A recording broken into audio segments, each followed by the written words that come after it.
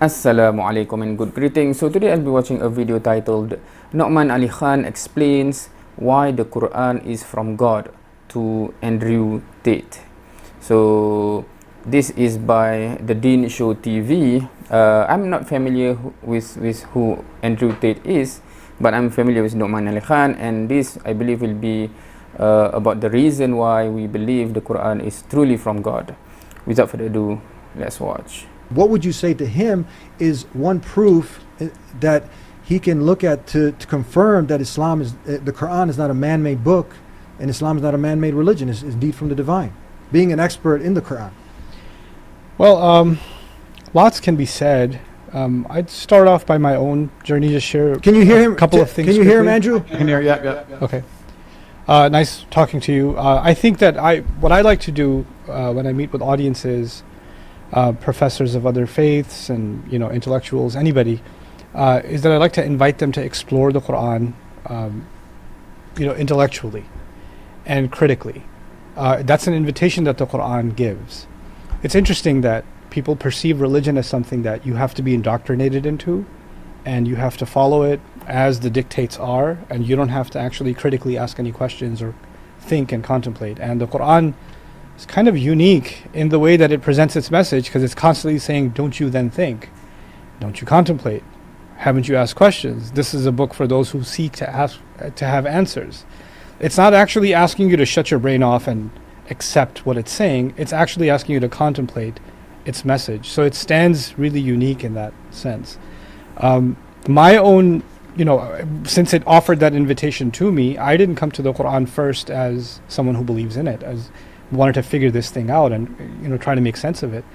And many of the things that I struggled with in philosophy when I was a student of philosophy, they started getting unraveled as I was getting deeper and deeper in my study of the Quran. It just started kind of untying a lot of those knots.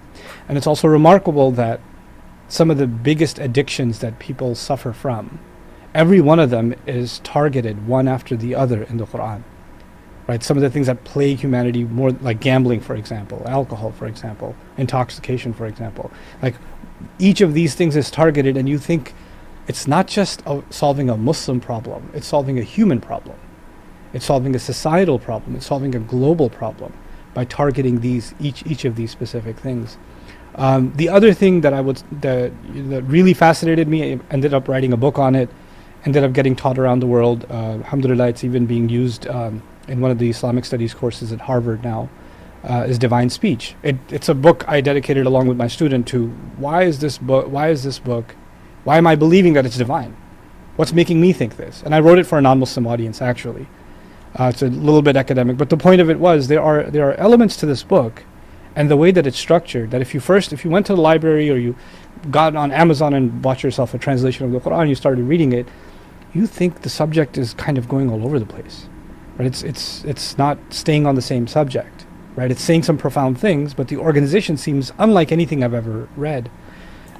Yeah, that's one of the things that I think some have commented, right? Meaning that when they argue that why they cannot accept Quran as from God, they say that there's no consistency in the topic, etc., something like that. Which is, yeah, Quran is unique in that way. But I believe Nouman Ali Khan will be explaining in this aspect. But given that is one of the quite frequent comment that I receive, that is interesting, because that is what for them it is a put off, meaning that why is it jumping all around the place, right? For those who are not common with Quran. And that was one of the things that baffled me at first. Like, why is it organized in this way? And so one of the areas of my study became the organization of the Quran. Why is it organized in this way? Why is God talking in this disarray? And what I discovered was something absolutely breathtaking, that it's got a symmetrical structure, that you'll have a chapter, for example, that's hundreds of verses, like Baqarah is 286 verses. It's an oral tradition, so it wasn't written first, it was recited and pronounced and memorized in that way. Amounts to about 50 pages in Arabic, right?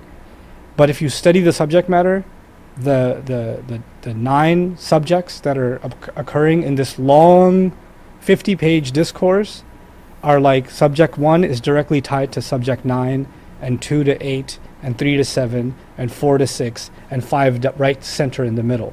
Like there's an incredible three-dimensional structure to the way the argument's being presented. Like human beings, we think linear, right? I'm going to make point A, then I'm going to make point B, then I'm going to make point C. That's how I organize my thoughts. And unless you write something down and say, you know what, I'm going to do this, and just for fun, I'm going to do A, B, C, and then go C, B, A, right? Even doing that in 6 sentences is hard for me as I'm sitting here talking to you, because my brain isn't wired that way. But this millennium and a half old tradition has got multiple surahs and multiple chapters where this kind of a structure is demonstrated over and over again, and other kinds of structures are like, this is not possible for a human being to do. Linguistically, it's not possible. I'm a student of linguistics. It's just not possible. These kinds of structures, this kind of organization. That's one of the things I wrote about in the book, and I ended up teaching courses on this stuff.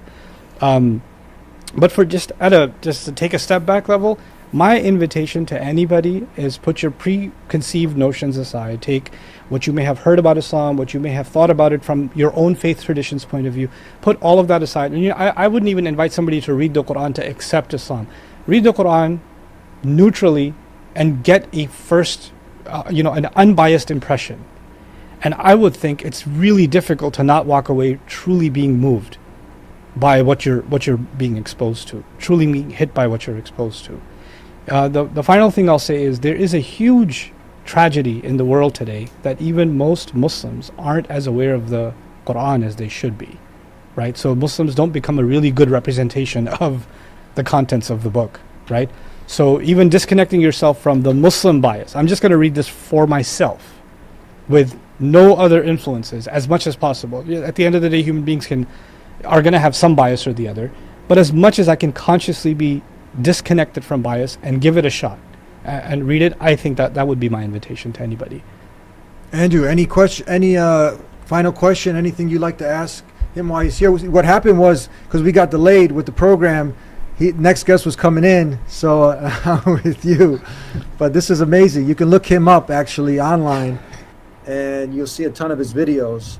I'm going to read that book as well, because it was really interesting what you were saying. It was really interesting what you were saying. After the show, I'd like to send you a copy as a gift. And also, your invitation is exactly the way I would have done it anyway. I would have read it. I'm going to read it. I've yet to read the Quran, but it's certainly something I'm going to do. I'm going to read it without a preconceived notion, without a preconceived idea. And I think that's the best way to do things, because you're right. There's too much bias in the world. But from what I know, I think we just talked about for the last hour. From what I know, I have absolute respect for the religion and respect for the faith, and I've been very, very blessed to be on the show. So thank you very much for having me. I appreciate it. Thank you. I cannot leave without giving you a gift. If you're not yet Muslim and you're tuning in to see what these Muslims are talking about, and you like a free copy of the Quran, go ahead and visit thedeenshow.com. We'll take care of the postage and everything. So I think that's the end of the video, of the portion that highlights the interaction. Now, of course, I think because going into the video, I thought Nouman Ali Khan will list down the specific quote unquote proof, right? But here he is more of inviting to explore, to first-hand experience for yourselves, and some of the things he touched upon, but without much detail. And of course, for those who are familiar with what he is saying, I think you know what he's referring to. But for those who are not familiar with, be it Muslim or non-Muslim, who are not familiar with that subject, you might go, what is it, right? And I guess that's interesting. If that book is available, I would like to also, maybe we can cover it together and see what is presented in that book. Yeah, so what do you think? Of course, I do not have anything to comment on specifics, because this is more of an invitation and more of giving a glimpse of what aspect that can impact you if you go through it, right, without actually elaborating, because it's just I think 6 minutes of interaction there. Anyway, so yeah, have any of you experienced firsthand, going through the Quran firsthand? Because I have come across people who says I have read the Quran, etc. But when they say something, it is quite bizarre in the sense that as if they cover the Quran from a certain lens, meaning that, for example, a website already presented what is the Quran saying, and also the what they imply, blah blah blah, right? And then they have also already made up a narrative to say about that verse. So if you cover like that, obviously you would conclude a certain way that it's very hard for anyone who actually just read through to actually conclude as such, right? Because they will find a verse and totally oblivious of the verse before that already answered their question. So meaning that, do you really read the Quran? Because I have some comments that make me think or make me question, do you actually read the Quran, or you read this verse from somewhere that someone already want to paint a certain picture about it. Anyway, so anyone who have actually gone through the experience, read the Quran by themselves, and actually in this month of Ramadan, I always ask Muslim as well, have you ever read the translation of the Quran? Because most of us Muslim, for example, myself as a Malay Muslim, most of Malay Muslim do not really understand Arabic. So when we recite the Arabic text or verses, we do not really understand. So most of us is as such. So I always challenge and ask, have you ever read cover to cover the translation of the Quran? And if you are Muslim and you haven't done that, and you do not, you are not Arabic, you do not understand Arabic, please do yourself a favor and read the translation cover to cover. Right, that's a must. All right, with that, thank you for watching. See you next time.